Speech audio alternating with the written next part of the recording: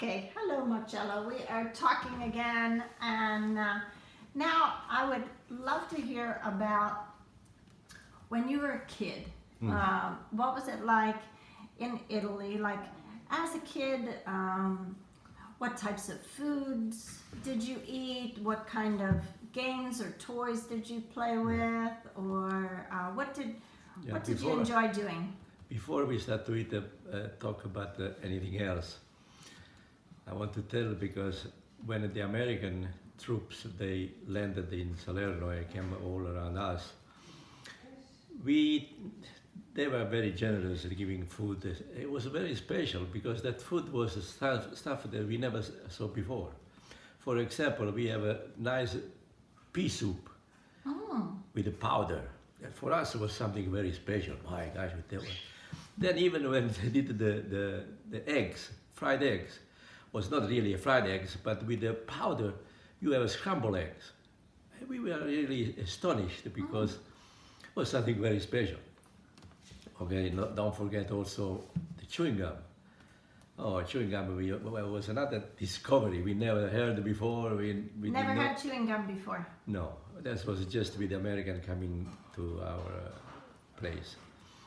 So that was very special. Now, if we talk what I like, or I like it about the food, well, one was the pizza. As you know, it was born the other pizza in Naples. It's really excellent. And generally talking, I like almost everything.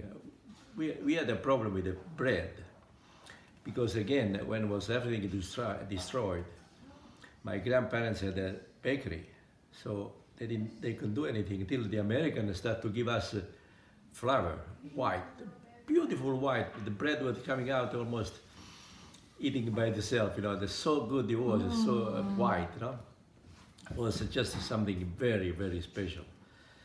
What else? Well, of course, we didn't eat meat every day. Actually, after 1943, 45, there was not much money, not much you could eat very much special things. So whatever was available, we eat it.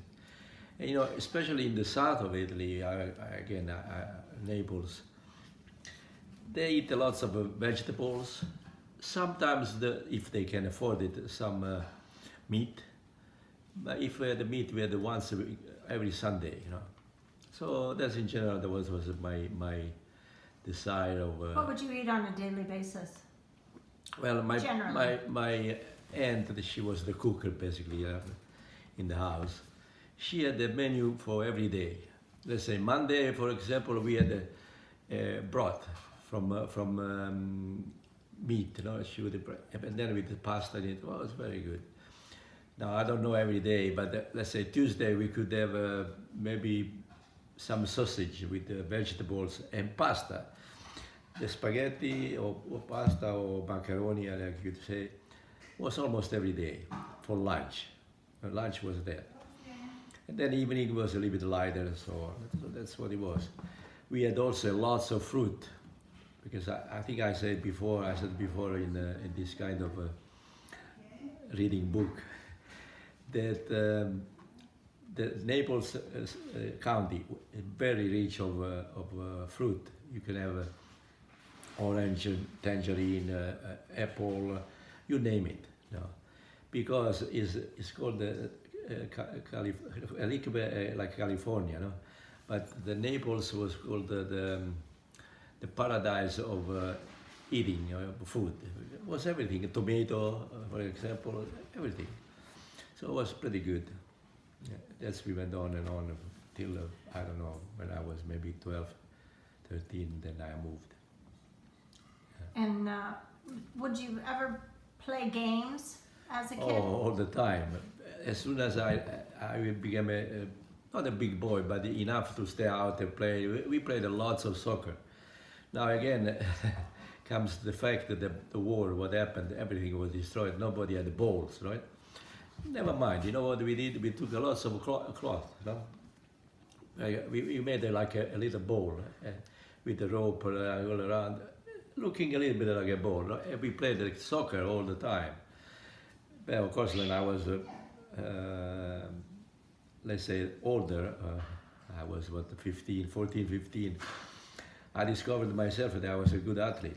I won the 100 run. I won the jumping, and yeah, that was the two that I even got in a game, or say competition. Oh, But then I love to go on the bicycle, and then I raced sometime with the bicycle. But there was a point when a coach told me, says, "Hey man, or you do soccer and no bicycle, or if you do bicycle and then no soccer, you have to choose because athletically it's not compatible very much with bicycle and soccer, no?" So I choose soccer, so I looked a lot. What else I did? Well, usual. We played the little balls, was go close to a hole or something like that. It was very simple. No, we didn't have any specific toys or so. did you read as a child? Oh yeah, I remember that because later on my uncle told me I was 11 years old when I read the big book. But what happened in before Italy became a country was called the Le Mie Prigioni. For a boy 11 years old, it was very special. But I still remember my uncle had a big library. I took that book, I started to read, and there we go. I was hooked, as you say. I started to read. I read all this. Then I take another one and another one. Yeah, I love to read a lot. Not now anymore because I look more technical, flying. So, but yeah, I still read some books, but not as that time. Mm-hmm. I tell you something. My son Marco, no. One time I was in the bathroom. I was on the toilet, and he was coming in. He says, "Oh, Daddy, can I come in?" I said, "Yeah." And he looked at me and says, "My gosh, even on the toilet you are reading, So he showed me was a piece of paper that was the article I was reading, And he was so impressed that I was even sitting on the toilet I was reading, He was very impressed.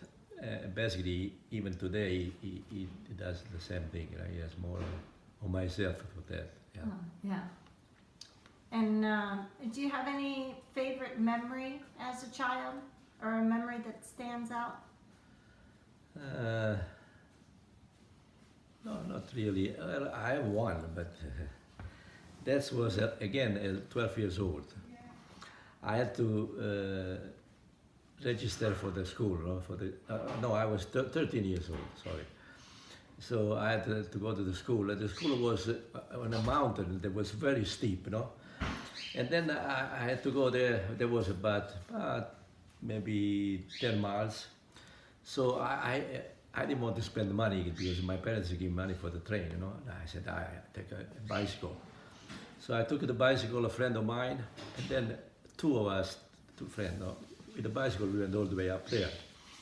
And then on the way back, we realized that the brake that didn't work very much. Boom. So we went to somebody that could tie it up a little bit, they did. But then in the meantime, there came another friend of me. He also didn't have money to put the train, or maybe he said that was not true. Anyway, he begged me to take him to all three on the bicycle. Can you imagine it big? Oh gosh. So now what happened after, I don't know, 2-3 miles or so, the bicycle collapsed because we are three old collapsed and we flew all the way on top of each other. I was the first one in the front. So I had some bump in my chest, terrible pain. And the bicycle was all crooked, it was terrible. And I couldn't breathe, I couldn't. I believe even today that I broke maybe a rib or two because Maybe when I did I could, knock the wind out of you. yeah. So it was really, really terrible. So now, of course, my parents, they didn't know anything. I did that. So I had a little scratch. And my uncle, I still remember, he said, "Well, what happened to you?" He said, well, it was the stairs and I slept and well, it's okay. Okay, so he believed that. But the bicycle I had to pay because this guy, my friends, they said, "My father was very mad, but you..." I said, "Okay, I pay you a little bit of time." So I started to save some money, you know. But what happened after 1 month or something like that, long time, you know, the guy was fed up. He talked with my aunt, my uncle, and he says, you know, your nephew, this. Oh, I didn't know anything. So my uncle came home and says, tell me again about what did you last month? You fall down. If you tell that, I said, yeah, oh yeah. But did you have also the bicycle? Oh, there we go, boom. So he just scared me to death. Are you stupid? Anyway, the good part ended up, you know what? What? That I had a very good amount of money because I saved to pay this guy. But now my uncle paid him. Oh. So I got nice money. They didn't know. No? So that's still I remember that. It was a worked very out. dangerous thing, very dangerous. I was killed. And then the good part was the money. So you know, children. Oh, yeah. very good. Now, tell me a little bit about your mother and your father. Well, my mother, she had the shop too, but also was destroyed. So, well, Where was she from? Naples, San Giuseppe Vesuviano, is called. Today probably is pretty big, but it was a smaller village, no, a city. She was born there. He met my father. They married, and my father was 2 years older. He has a nice job, so it was a good family. They were all literate, very intelligent people. My uncle. So my mother had I was already in the Air Force basically. Had cancer, chest. What do we call the woman? Chest. Breast cancer? Sorry. Breast cancer? Breast cancer. Yeah, right. Breast cancer. And you know that was in 1955. Is that how she died? Breast cancer? Yeah, and that time everybody that was. How old was she when she died? I think it was around 50, something like that. Yeah, young. So I went. They gave me a leave from the Air Force. I went to visit my mother. She was already operated, and well, she was very sad because she was afraid that she would die. Mm-hmm. But miraculously, the doctor did a very good job. In fact, she died at 75 with a heart problem. So She died at 75. yeah, Oh, I thought she died at 50. I thought she No. died of breast cancer. no, she got at 50 years old. She got the breast cancer. Oh, okay. But after the surgery and everything, she Everything was fine for fine. her. Oh, okay. Yeah. So she died at 75 years Oh, old. So oh. 25 years she didn't have any problem. Ah, It was good, you know. yeah. Then of course we are already 6 children in the family, you know. Then my mother was. What position are you? You're the oldest? I'm the oldest, yeah. The oldest of 5, Mm. 6, sorry. But then my sister was number 2 after me, Anna Maria, Mm. like you, yeah. Anna Maria. Anna Maria, yeah. And my father went to Africa. I think I told you a little bit, no? I don't think so. That with my grandpa and that he has all the bakery and all this small market, Mm-hmm. supermarket. So he organized to send to the Italian colony like Libya, Somalia, all goodies from Italy, you know, with the boat. And my father was there at Addis Ababa, and Was he would what? the city in Somalia was Addis Ababa, Oh, and my father was there. He would receive this boat full of goodies, and then he would sell it and send back goodies from Somalia or this. But anyway, that was a bad business because my father got sick with malaria. Then he let somebody else that he knew was a friend to take the job because he was sick. This guy sold everything and escaped with the money. So anyway, that was another sad story. Yeah. And where was your dad born? In Naples, Naples, city Naples. Naples, yeah. Oh. Yeah. How old was your father whenever he passed away? Also about 72, 73. Yeah. He had terrible Parkinson, Mm. really terrible. So, Mm. yeah. What's your favorite memory of your mother? The love. Aw. She was so loving person, you know. I'm good down. A loving person. Yeah, How did she express her love to you? hugging me, kissing me, the thing, Marcellino, so caress. Really, really, I love it because that's still in my memory. That's this Aw. soft and nice hug, you know. Yeah, Affectionate. affectionate. Oh, very much. Yeah, Aw. yeah, yeah. You're affectionate. Me too. You probably get that from your mom, huh? Yeah. Yeah. And what about your favorite memory of your father? My father, I don't know, I had always the feeling that he was a very strong man, like an old father probably, you know.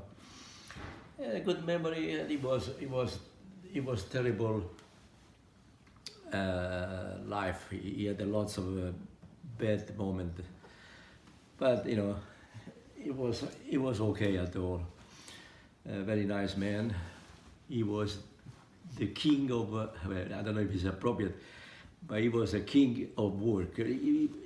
Any job he would given, he was always ready to go. No? Like a jack of all trades, Yeah, right. Yeah, that he could do anything? anything. Yeah. Ah, So I was later on. You know, ah, I've been a very, I've been a very handyman. I could fix almost everything. ah. Now I don't do because the age makes the difference. Yeah, yeah. Yeah, yeah, Ah, very good. Well, let's stop right here for today. yeah.